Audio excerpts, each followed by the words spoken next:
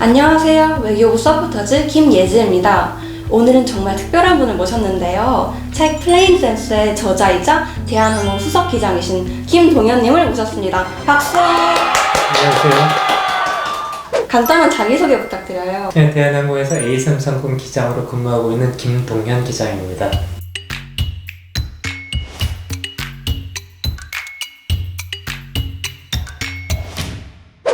저자 플레인 센스에 대한 간단한 소개 부탁드립니다. 우리나라 항공사에서도 그 자체적으로 조종사를 양성하는 카뎃 프로그램이라고 있어요. 그래서 대한항공 자체의 말하자면 조종사 사관학교 같은 셈인 것이죠.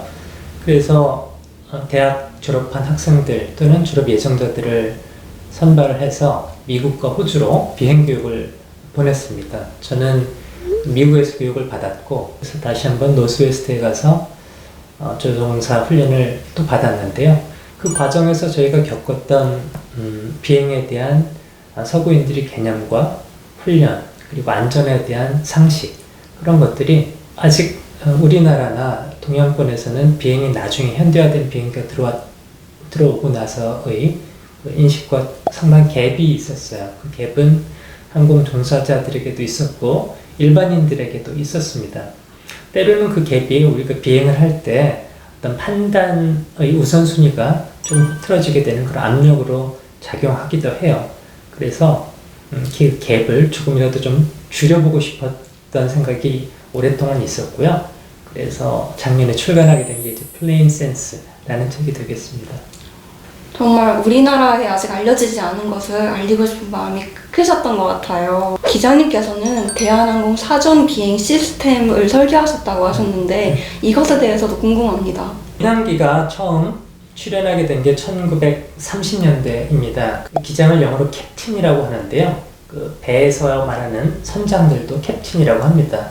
실제 장거리 항해를 하는 그 베이 선장들은 사실 거의 왕과 같은 권한을 가지고 있거든요. 무한의 책임과 무한의 권한을 가지고 있습니다. 그 항해의 모든 전권을 가지고 있었는데 초기 조종사들도 기장들도 캡틴과 같은 그런 역할을 수행을 했어요. 비행 계획부터 그리고 연료 탑재 그리고 출발 시간 이 모든 것들을 기장이 결정하는 그런 시스템이었습니다. 그러다가 항공사들이 커져가고 비행기들이 현대화되면서 그 모든 것들을 기장 혼자 하기에는 너무나 전문적으로 세분화돼서 분화되게 되었어요.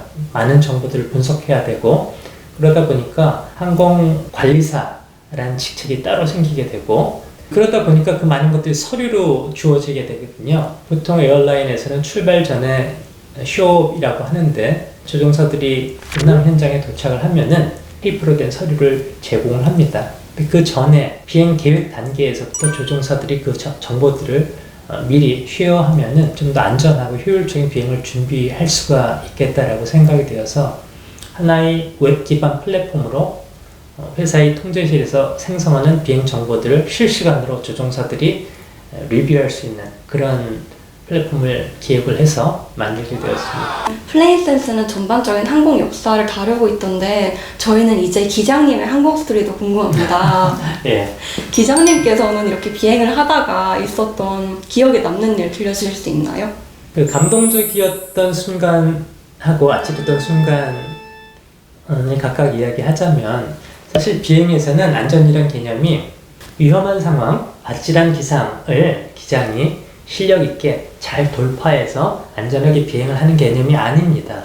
주어진 상황이 그게 기상 상황이든 공항 상황이든 얼마나 그 안전에 영향을 미치는가 그 정도와 크기를 사전에 분석해서 마진을 정해놓고 그 마진 안으로 들어가기 전에 회피하는 개념이에요.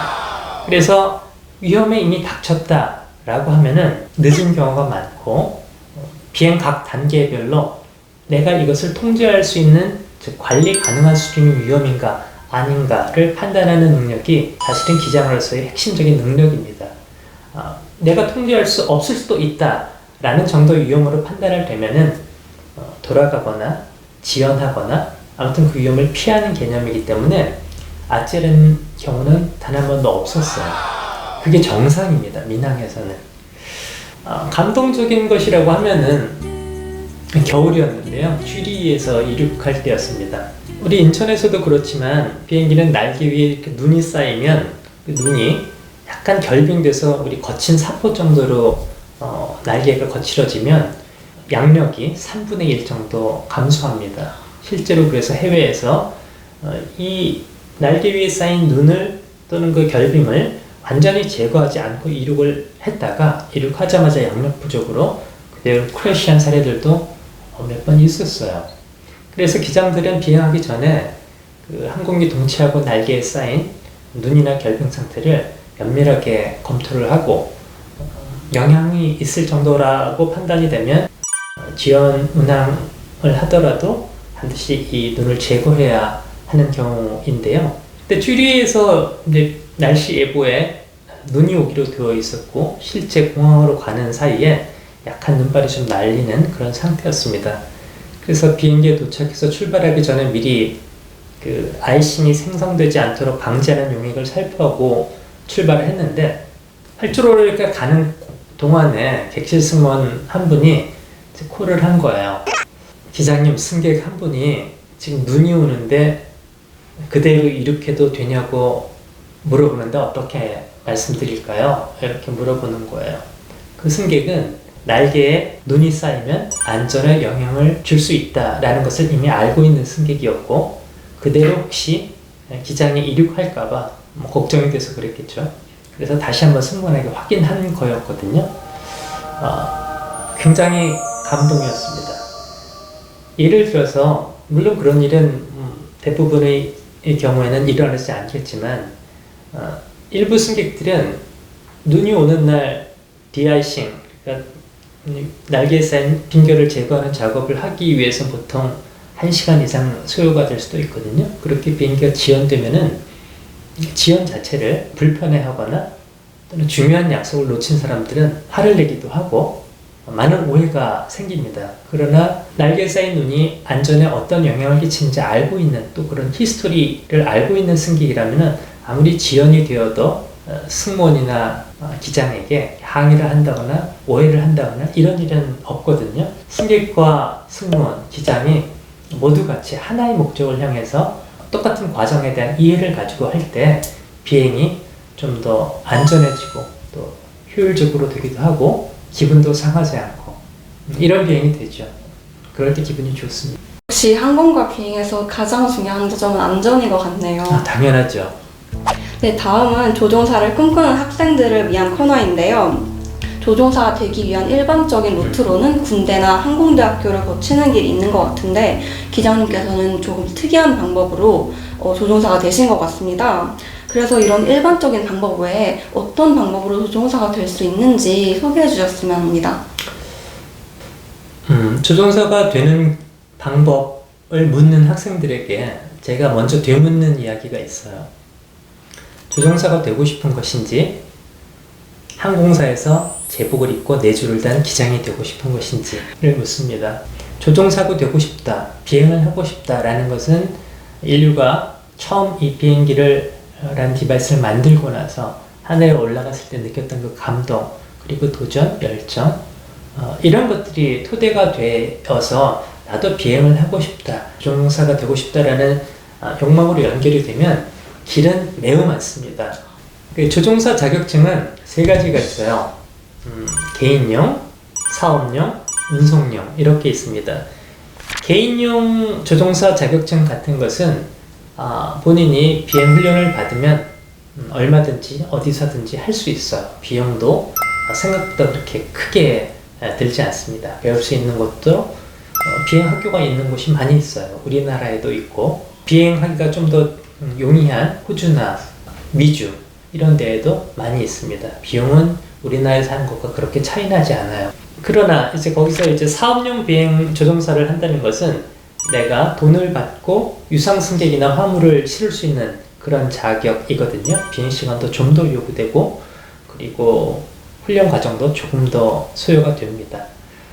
그러나 이제 에어라인에 바로 들어가는 경우는 거의 없거든요. 작은 그 통근 비행기, 미국에서는 커뮤터라고 하는데요. 그런 작은 비행사에 들어가서 작은 비행기 10인승, 8인승, 12인승 이런 것들을 먼저 하게 됩니다. 우리나라에도 그런 비행기가 운영이 되고 있어요. 프로펠러로 운영되는 제트 항공기 말고. 그런 데서 일하기 위해서도 사업용 조종사가 필요해요. 운송용 조종사는 사업용 조종사를 경력을 가진 사람이 또 일정 시간, 좀 긴 시간이 필요합니다. 그 시간 동안 경력을 쌓고 나면 이제 에어라인에서 대형 제트기를 운항할 수 있는 그런 자격이 되거든요. 그 과정은 이렇게 각자 다른 길이 아니라 빌딩 블락 같은 거예요. 기초가 되고 그 위에 또 하나가 있고 그 위에 또 하나가 있고 내가 하늘을 날고 싶다라는 욕망으로 조종사가 되고 싶다면 아까 말씀드린 대로 맨 아래에 있는 그 블락에서도 가능합니다. 그러나 좀 더 큰 비행기, 제트기를 가지고 전 세계를 운항하는 그런 에어라인 조종사가 되고 싶다라면 그 꾸준한 경력 과정에서 본인이 실력과 지식과 안전에 대한 개념을 착실히 쌓은 후에 단계적으로 이루어질 수 있을 거예요. 역시 어느 분야이든지 기초부터 시작해서 꾸준하게 쌓아가는 게 중요하군요. 그렇다면 기자님께서는 조종사로 일을 하면서 다양한 국적의 사람들을 만나보셨을 것 같은데 기장으로서 이렇게 문화적 다양성을 포용하는 자세로는 어떻게 하면 좋을까요? 포르투갈 리스본 항구에 가면은 대항해 기념탑이라고 아주 웅장한 그 기념탑이 있습니다. 관광 명소고 다들 가서 사진을 찍어요. 포르투갈에서 바로 해안을 조금만 건너면은 이제 서아프리카에 닿게 되는데요. 그 세네갈 앞에 고래섬이라고 있습니다. 거기 보면 리스본 항의 대항해 기념탑과 마주보는 자리에 사슬이 묶인 흑인이 사슬이 풀리고 있고 그를 안고 있는 그 여자 흑인의 동상이 있어요. 자유노예상이라고 합니다. 사실은 그 고래섬이 노예무역 때 전초기지 역할을 했던 것이죠. 유럽인들이 포르투갈에 제일 먼저 시작을 했습니다만 아프리카에 있는 흑인들을 매매 또는 납치해서 그 고래섬의 노예기지에 놓았다가 아메리카로 가는 그 노예선에 정어리 포개듯이 실어서 보냈던 그런 섬이에요. 한 가지 역사적 사실이 이쪽 면에서는 대항해가 되고 이쪽 면에서는 가족과 마을 모두가 처참하게 뿔뿔이 흩어지고 또 목숨을 잃는 그런 비극적인 역사가 있는 거였어요. 제가 학교에 다니는 동안 배웠던 그 역사들은 사실은 매우 한쪽의 관점에서 기술된 역사와 지리였어요. 문화의 차이, 한쪽의 관점에서 한쪽의 시각으로만 볼 때 우리는 흔히 인종주의에 빠질 수도 있고 또 편협한 생각을 갖고 그들을 열등하다, 우등하다 이렇게 감히 생각할 수도 있고 그 많은 오류에 빠지기도 합니다. 비행을 하면서 한 가지 다행스럽게 느꼈던 것은 제가 그 매몰되어 있었던 텍스트만의 세계 그리고 한쪽의 시각에서 기술되었던 그 세계에서 벗어날 수 있었다는 거에 대해서 굉장히 감사하게 생각을 하고 있습니다. 우리가 알고 있는 역사적 사실의 이면에는 그 시대를 살아가던 사람들의 다양한 이해관계와 또 마이너리티의 아픔이 녹아있을 수도 있는 것이네요.